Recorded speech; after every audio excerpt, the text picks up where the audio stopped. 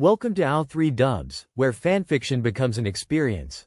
Today's chapter 22 of Pulling My Weight by It's the Choco Puff. Press play, relax, and let the story unfold. 22. Conflict equals.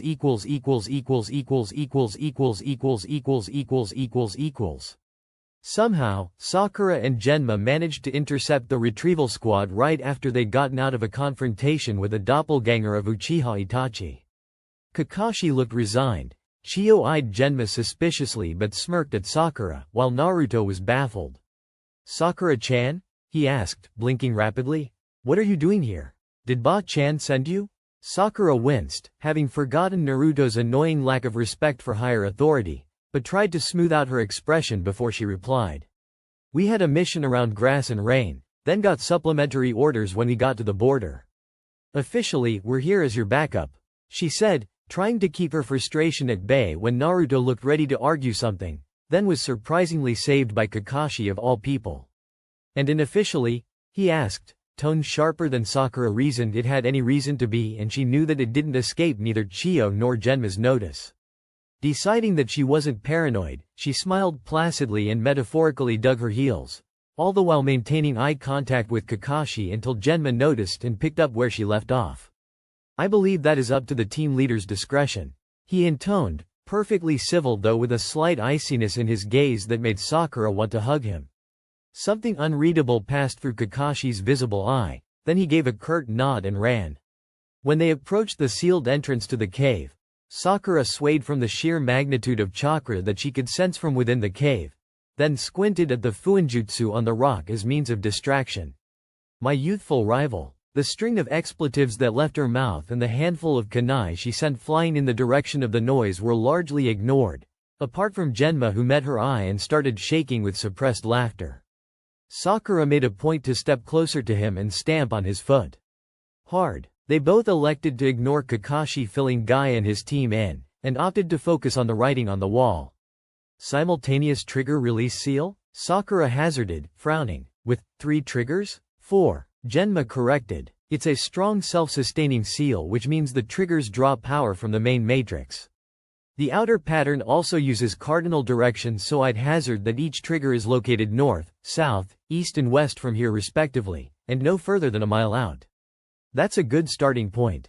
But removing the triggers will only disable whatever trap is keyed in the boulder but won't actually address the issue of the massive boulder blocking the way. Any ideas on that?" At that, Genma grinned. "Well, it's a good thing we've got a little pyro on our hands, kid?" Sakura blinked a few times, trying to make sure she heard right, then smirked. "You want me to blow up the rock? I want you to blow up the rock." A moment passed between them, a flash of mutual understanding and amusement, before Genma turned back to the rest with a loud clap of his hands. "Alright, here's what's going to happen." And while he was doing that, Sakura was trying to dodge Chiyo's knowing, Machiavellian smirk and Kakashi's silent, blank gaze that she could feel on her face, telling her he'd overheard her and Genma's discussion. Sakura sighed and dropped to kneel on the ground, pulling out her tags and brush and set to work, channeling all her fear, her frustration at the situation, her worry for Gaara and Kankuro and Temari's mental state, her confusion at what it is the Akatsuki really wanted until she blinked. Paused, focused on the tag, then cursed. She may have overdone the destructive power in the seal. Sakura considered the matrix again, then shrugged. Oh well. When she deemed the seal done and looked up, Genma met her eyes, while Sakura did a slight double take at the fact that Team Guy was no longer there.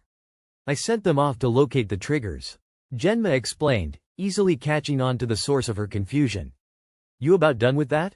Sakura nodded and offered the tag up for inspection, then met Chiyo's amused gaze.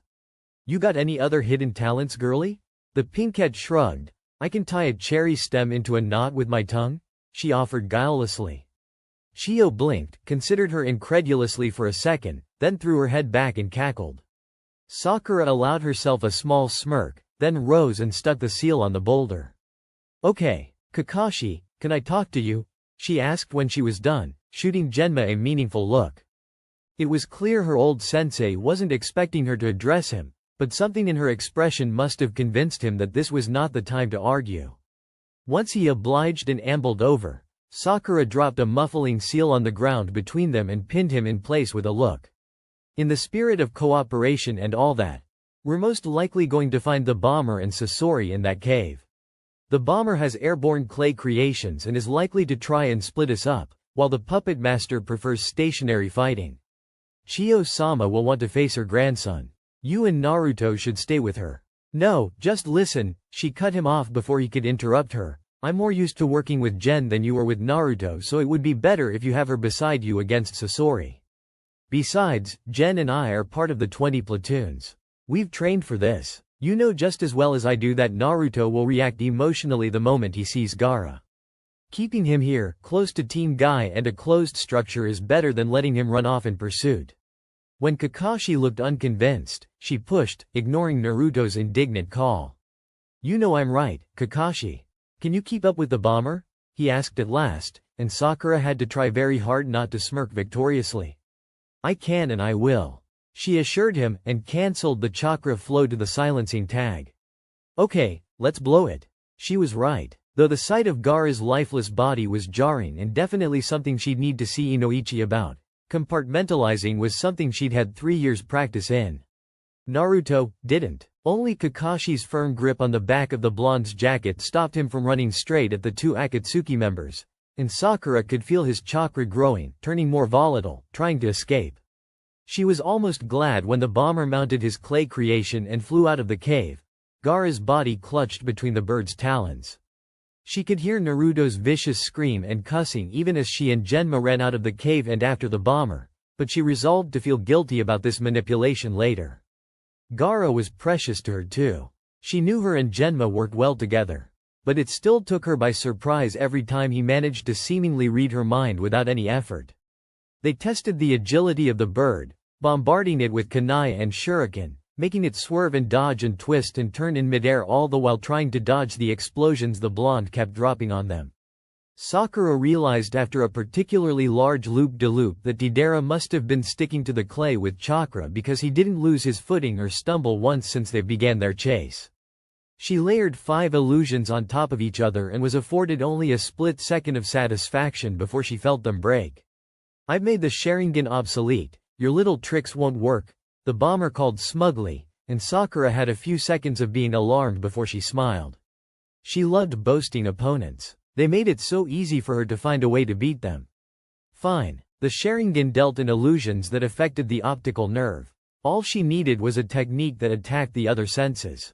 Catching Genma's eye, she flashed through the seal code the two of them had worked out and waited for his nod. Sakura took a deep breath, held it in for a count, then moved. The vertigo genjutsu came easily to her, hardly taking any chakra at all, and the effect was instantaneous. Deidara swayed, his bird swooped while he fell to his knees. Sakura sent out chakra strains while Genma flashed ahead, her threads attaching themselves to the bird's talons and prying them apart. Gaara's body fell free, and Sakura quickened her step and sent a clone to catch him while she focused back on a newly aware and angry bomber. But Genma hadn't been idle. With Gaara free and the few seconds her genjutsu had worked, he planted the seals for the modified version of the 4 violet flames formation, and Sakura watched, awed, as a barrier of pure purple flames surrounded Deidara, trapping him within its confines, caging him in. Sighing, Sakura sagged with relief and finally took a moment to assess the damage they took. Both her and Genma were singed in multiple places where they hadn't quite managed to evade the explosives, but were luckily otherwise unharmed. It was clear Deidara had been expecting Naruto to follow him and counted on the Jinchuriki acting out brashly or in anger, judging on what he'd said in the cave. Sakura found it even harder to feel guilty for pressuring Kakashi to keep Naruto back. Genma turned to her and Sakura smiled reassuringly when she realized he too was doing injury assessment. Then, she got to her feet and regarded Deidara, who kept sending his explosives at the barrier, only for them to burst into flames before he could detonate. He was visibly growing angrier by the second, but Sakura didn't know how he could ever hope to get out. Unless, did you extend the barrier walls underground too? She asked sharply, eyeing Deidara who had stopped spamming the barrier with explosives and seemed deep in thought. Genma nodded. 20 meters. He can't hope to walk under it. But it's eating at my chakra like a bitch. Sakura paled. You tethered it to your own chakra? Genma. It was the earlier draft, I didn't notice until I triggered it, he explained, looking far too weary for Sakura's tastes. The barrier used during the Chunin exams required 4 shinobi to sustain it. Genma was currently the only source keeping it up. Sakura didn't want to think about how much longer he could realistically sustain it. It wouldn't be long. Okay, she said, rubbing her hands over her face in frustration. Okay, I can work with this. Chuck me your brush. She caught the item out of the air and pretended not to notice how Genma slumped against a nearby tree, visibly struggling with the chakra drain. Instead, she walked close enough to the barrier to touch it, coated the brush with ink, then her chakra, closed her eyes and concentrated. It was much like she used to concentrate in order to heal. Find the other person's chakra, get a feel for its rhythm, its rise and fall, its speed through their coils, and try to match the wavelength of her own energy to theirs.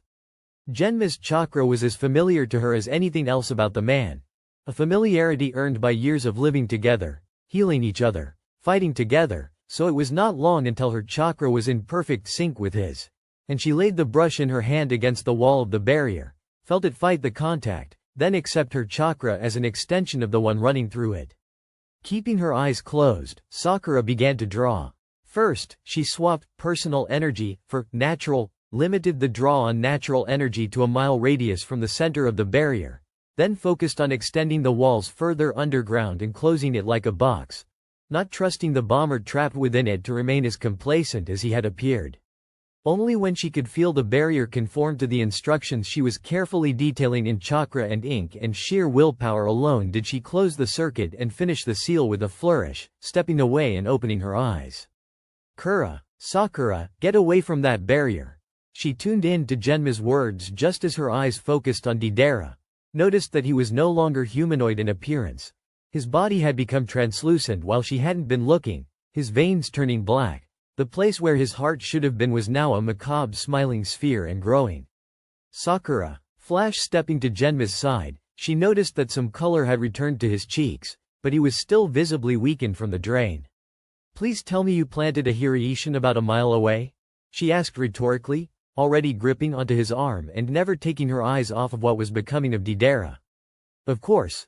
Hold on. And the familiar tug of the Hiraishin pulled them into the nowhere dimension of space-time just as there was an explosion of pure, blinding white light, making her eyes sting even from behind closed eyelids. When she could once again feel the ground under her feet, Sakura opened her eyes.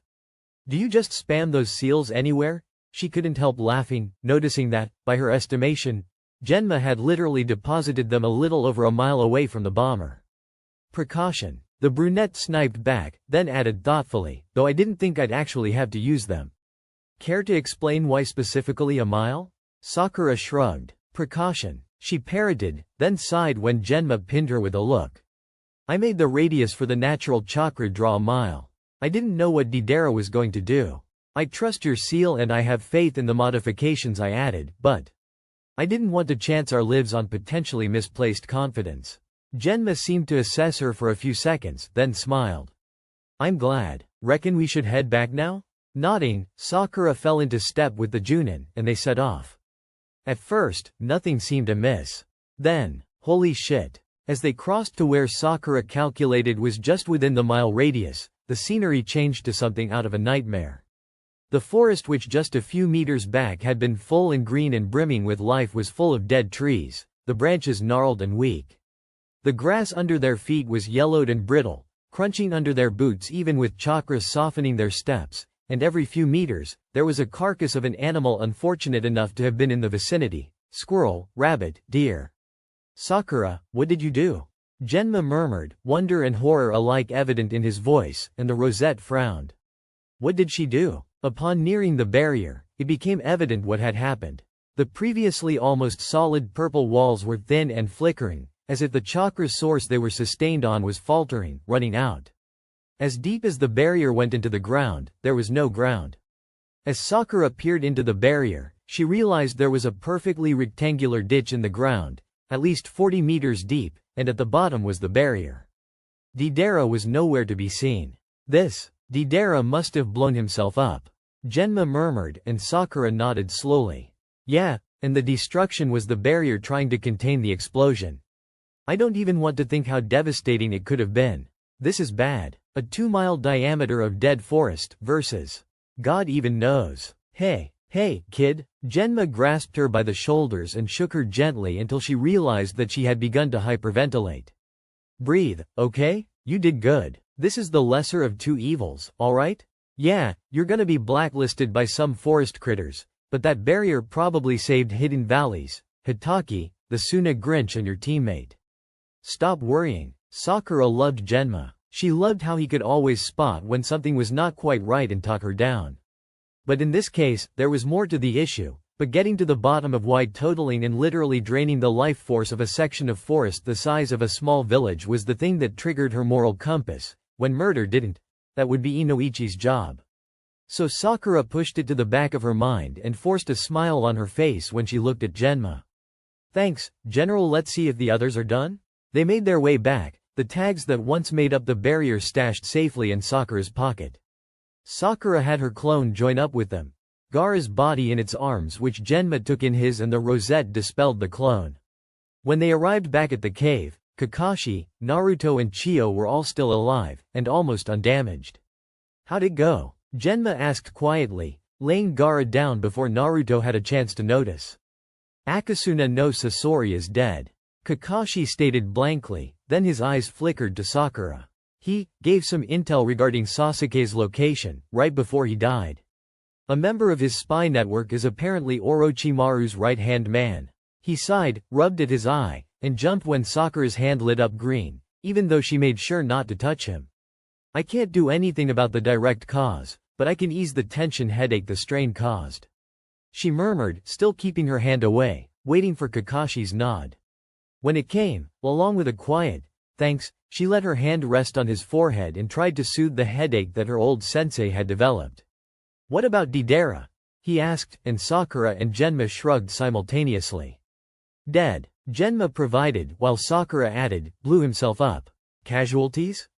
About 1 mile radius of dead forest. Genma replied, a lopsided grin pulling at the corner of his mouth. Kakashi looked between the two of them, eyebrow raised, then sighed, fatigue writ clearly in his posture and the shadows under his eye. I changed my mind, I don't want to know. Sakura laughed, leaning on Genma as the events of the last few hours caught up to her. Then, she turned into what the others were doing, how Naruto was crying over Gaara and Chiyo was standing beside them, impassive. Their eyes met, and Sakura saw something flash through the elder's eyes and firm.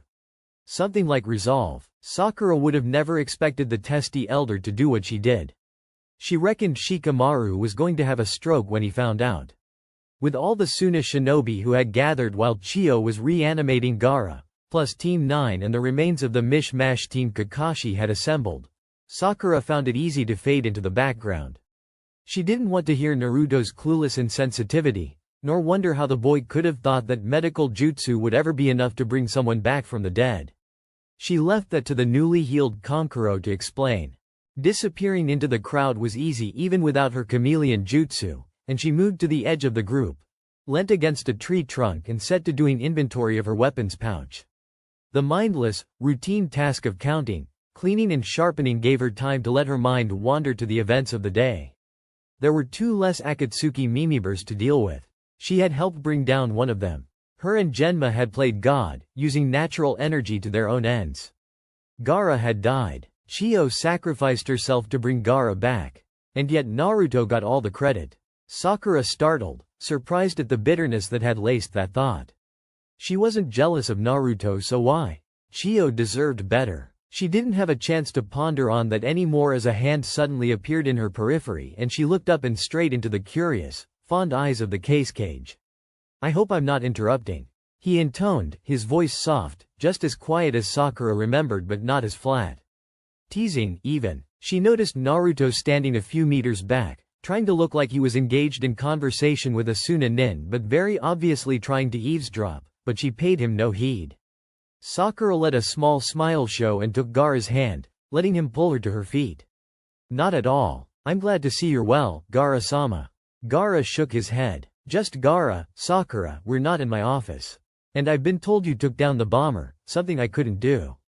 You more than earned it. Sakura snorted, touched but amused.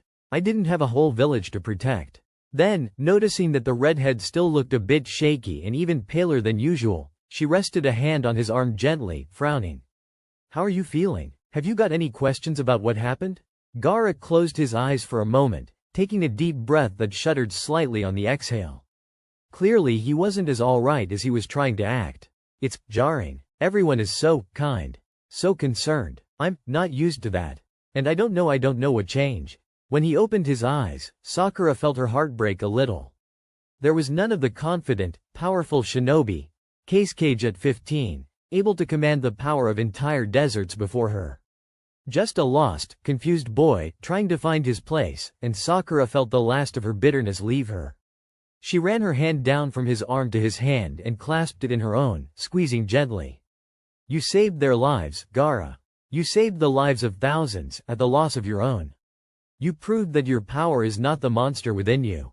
You honored Chio. You've been doing everything in your power and more to prove yourself to your village for over a year. Losing you is what made the last of them finally realize it. So you better get used to it, and soon, or I'll have Tamari smack you around, cage or no." The corner of Gaara's lip curled up and his eyes glittered, which on anybody else Sakura reckoned would have been full-blown laughter. "Thank you, Sakura." Then, in a move that had Sakura gaping like a fish and convinced she had hit her head somewhere, he stepped forward and lightly hugged her. The action was made all the more awkward by the fact that he didn't let go of her hand and was also very clearly new to the idea of hugging. Still, Sakura hugged him back as best as she could and tried not to jump too obviously when Gaara kept talking, "And do write my sister more. It's amusing seeing her get riled up when she reads your letters." Then he pulled away, and Sakura noticed out of the corner of her eye how multiple heads quickly turned away from the two of them and sighed inwardly. Still, she smiled for Gaara and squeezed his hand before letting go. "Thank you. And I will, it's always fun writing them." She met his eyes and let her smile get a little smaller, more genuine even as she defaulted to their standard formalities. "I'm glad you're all right, Cage-sama. Remember, hearts and minds." She saw the exact moment what she was saying clicked in Gaara's mind, and delighted in the fond, grateful nod she got in response. "Hearts and minds, Sakura-san. Take care." Hey, Sakura-chan." Naruto piped up, falling into step with her as the Konoha contingent was finally heading home.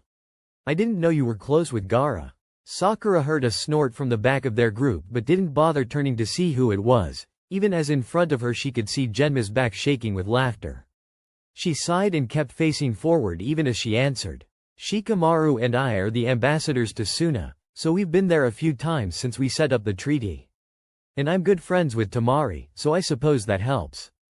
"But he hugged you," Naruto exclaimed, as if Sakura didn't realize the significance of that particular action. "Gaara doesn't hug people." Sakura fought the instinctive desire to snap and instead said, "I think you'll find that Gaara does what Gaara wants, Naruto. And he's grown a lot even over the year I've known him." Her old teammate blinked, then seemed to consider something. "He mentioned that, once. You and Shikamaru helping set up the treaty. I guess I didn't realize," but he trailed off, and Sakura wasn't all that bothered to get him to finish the thought, and was perfectly happy to lapse into silence. Her earlier surge of bitterness towards the blonde had left her self-conscious and oddly off-kilter, and she needed Inoichi to help sift through the mess of emotions the last few days had brought. Then, Naruto spoke again. "Hey, Sakura-chan, do you want to get dinner when we're back in the village? I haven't had Ichiraku's in ages and it could be like a daw." "Naruto," Sakura sighed, cutting him off. "I'm not interested in you that way. But I would be happy to get dinner with you," she added, to soften the sting of the rejection. "Catch up, get to know you again." "It could be," she trailed off, struggling to find the right word. "It could be what, exactly? Reassuring me I hadn't lost my mind? Nice," she finished lamely. Naruto blinked, a bit thrown, clearly disappointed, but then smiled brightly. "Sure, Sakura-chan, it's well, not a date, but it'll be fun."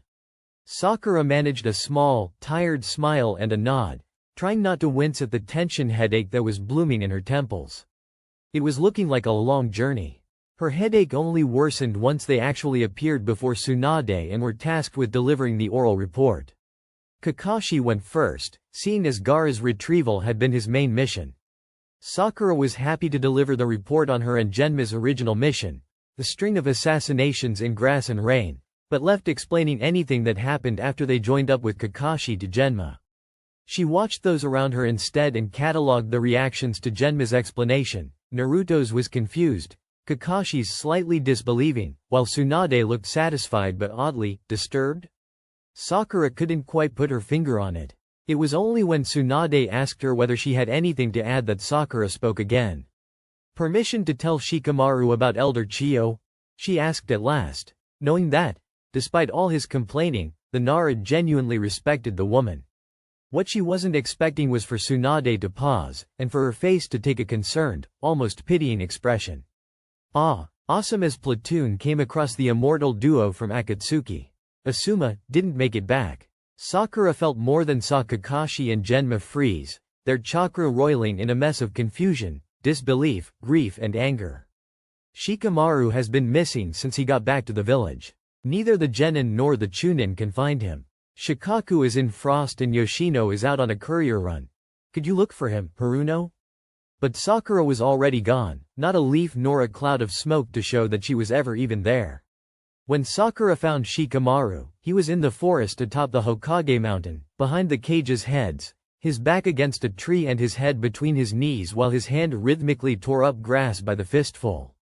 Sakura had never dealt with this Shikamaru, but somehow, she wasn't worried. She strolled over to the teen, settled down beside him, and waited. Maybe even a full hour passed before any words were spoken between them. "I'm going to find him. I will find a way to kill him. And I will enjoy it," Shikamaru rasped, raising his head from between his knees and turning his face up towards the sky. His cheeks surprisingly tear-free, but his eyes were bloodshot and his mouth turned down in pain.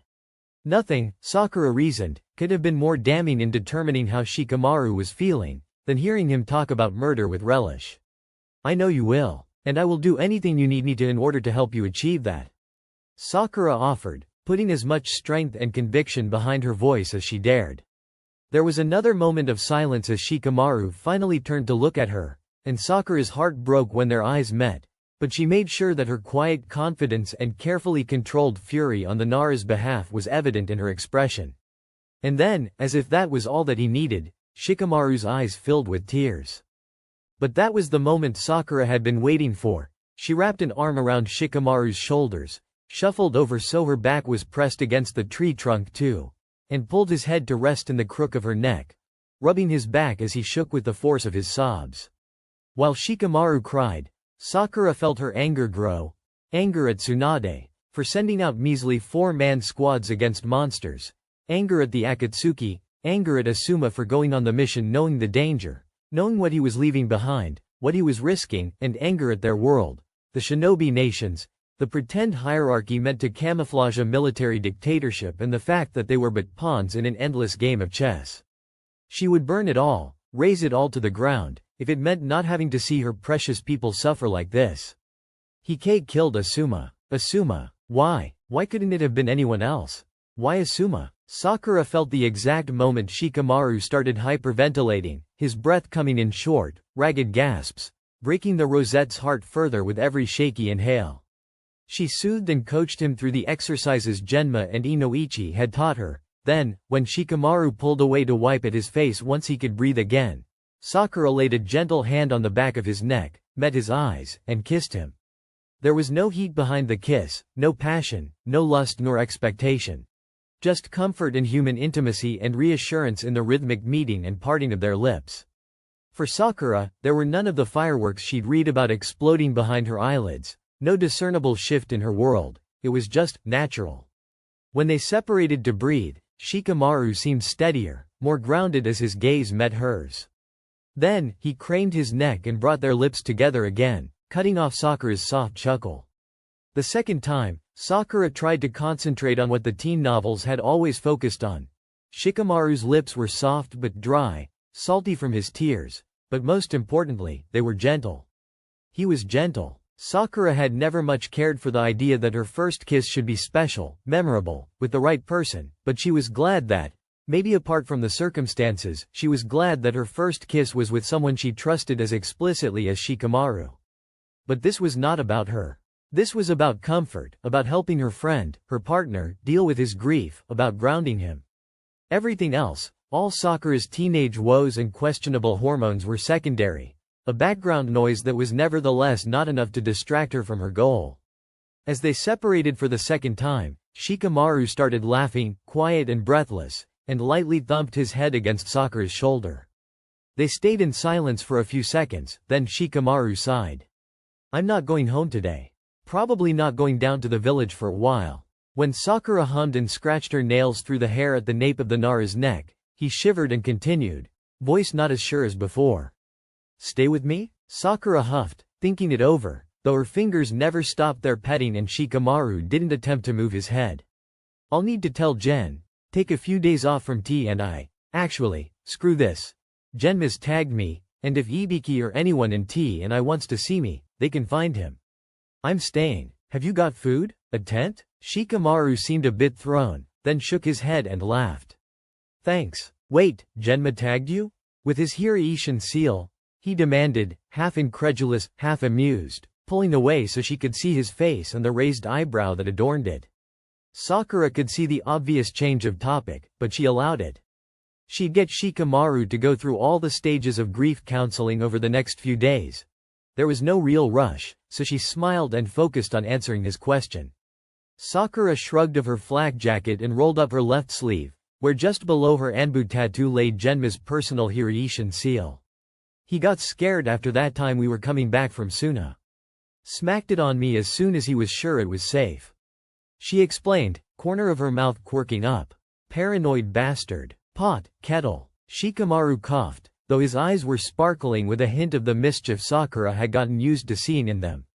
"Fancy setting up the tent while I scavenge for food?" Sakura was more than happy to do just that, especially as the night was fast approaching, but grumbled anyway, more for grumbling's sake than anything, but she still heard the Nara snort. "Ah, yes, give the girl the difficult job, sure, you." Before he disappeared in search of where he must have dropped his mission pack, Shikamaru turned around and called back, and, "Sakura?" When the rosette looked up from the tent poles, he smiled, small but sincere and with a light blush dusting the bridge of his nose. "Thanks." True to her word, Sakura stayed with Shikamaru for a week, making him talk about Asuma, talk about his plans, talk about anything and everything that came to mind. They played games, napped, watched clouds, and sparred. Shikamaru was determined to combine Asuma's chakra blades with the jutsu he'd been hashing out while they were in Suna all those months ago, and Sakura, as she had promised, was the willing guinea pig. There were doubts lurking at the back of her mind, issues she was sure she was only making worse by not going to see Inoichi about, but she couldn't leave Shikamaru, and clearly, the village was doing just fine without the two of them since Genma hadn't come after her yet. And then, as if summoned, a week and 2 days after Sakura found Shikamaru, Genma appeared. He caught them when they were resting, enjoying the last of the afternoon sun, Shikamaru on his back, watching the clouds through the gaps in the trees, and Sakura on her side, arm and leg thrown over the Nara and her head cushioned on his chest, napping in the sun after hours of sparring. Her hair was grimy and she hadn't showered since the mission, and Shikamaru was no better, yet instead of repulsive, the mixed smell of sweat, sun, grass and something earthy on the brunette was nothing but comforting. "Kid," Genma greeted, or, "Kids, really. Tsunade wants you in her office in an hour. Go home, shower, eat something that's not rations. Shikamaru, your parents are back, but if you want, some of your clothes are still at ours." Shikamaru sighed and Sakura knew what he was going to choose even before he spoke, so she smiled and sat up, stretching. "Thanks, but I reckon I should see them. Dad might be worried and my mom's probably already beside herself." He sat up too, cracking his neck and smiling at Sakura's automatic wince. "Thanks though." Sakura smiled and held her hand up for a high five, beaming when Shikamaru met her hand with his. They were going to be alright. When Sakura and Shikamaru finally showed up at the Hokage's office, she wasn't expecting the small crowd that was already there. Kakashi, Naruto, Ino, Choji, a man whose chakra she vaguely recognized but whose face she couldn't remember, and Awaku-kun. Sakura kept her face carefully blank and saw the boy do the same, despite the minute widening of his eyes and the way his hand dropped to his weapons pouch. She had a lot of questions to ask Tsunade after this. "Right, you're here because you all deserve to hear this. Akasuna no Sasori provided us with intel pertinent to Uchiha Sasuke's location. Sakura, Naruto, you'll be going to investigate, with Yamato as your leader and Sai as the third team member. Sakura felt Shikamaru tense beside her and she momentarily saw red. She was meant to be going with Shikamaru. She promised him she would. A hand snaked down to wrap around hers and Sakura glanced down and saw the Nara's tanner hand holding hers, right before he squeezed lightly. When she looked up and met his eyes, Shikamaru offered her a wry smile and a shrug. Ino, Shikamaru, Choji, you'll be going after Hidan and Kakuzu of the Akatsuki, with Kakashi as your leader. She assessed the three teens, and a surprisingly soft, sympathetic expression appeared on her face as she added, "Give them hell." Taking that as a dismissal, most of the group filtered out of the office, but Sakura hung back. "Yes, Haruno? Got anything to say?" the Godem asked. But Sakura knew she woman was aware of what she wanted to bring up. "Are you aware that Sai?" But Sakura cut herself off, her eyes drawn to Tsunade's fingers which were moving almost imperceptibly against the table, hidden from view of where she knew the Anbu guard was stationed by her arm and not inconsiderable bosom. "Operation in progress. Don't attack, smoking out, suspect, act natural." Sakura realized she hadn't been down in T&I for too long if something of this magnitude passed her by. "That Sai what, Haruno? That he might not fit in with me and Naruto." Sakura bluffed, then brought up another point she wanted to argue so it wasn't a complete lie. "And why are you sending out this particular group, Tsunade-sama? Team 7 was officially dissolved when I became Junin and I would be much more useful with Shikamaru's team. The blonde brat seems to think that if the Uchiha sees what he left behind, he'll be more willing to come back." The blonde explained, and Sakura scoffed, her expression disbelieving. "And do you believe that, Tsunade-sama?" Tsunade sighed. "What I believe doesn't matter. But I am willing to try Naruto's way because we don't have the necessary manpower in the village to try it any other. And having one rogue Sharingan was bad enough, but now that there are two, the council is pressing for action. Uchiha Sasuke has been upgraded to a B-rank missing nin after what he did to Mitarashi." Sakura couldn't help the scowl, couldn't help opening her mouth to retort, but then Tsunade cut her off. "However, I am not so gullible as to believe that Naruto's luck won't run out at some point. Which is where you come in, Haruno. You will be going with them, and your job will be as the wolf in sheep's clothing.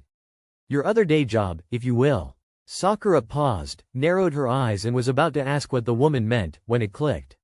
She tried very hard not to gape as she took a moment to gather her thoughts. "You want me to assassinate Uchiha Sasuke?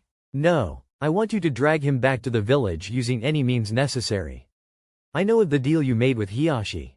You have my permission, but don't kill him." Sakura couldn't keep the whine out of her voice. "Why not?" Suddenly, Tsunade's mouth set in a firm, vicious line, her eyebrows drawing together as fury blazed in her eyes. And Sakura felt a shiver go down her spine at the sheer power that radiated off the woman. "Because the bastard needs to face trial, that's why." Sakura was out the door and on the other side of the village before the vase Tsunade threw even hit the wall. Uchiha Sasuke wasn't going to know what hit him. And that's a wrap for chapter 22 of Pulling My Weight by It's the Choco Puff. Want more? Let me know. Should I narrate the next chapter? Or maybe you have a favorite fanfic you'd love to hear as an audiobook? Drop your requests in the comments below. Don't forget to like, subscribe, and hit the bell so you never miss a story. Until next time, keep imagining.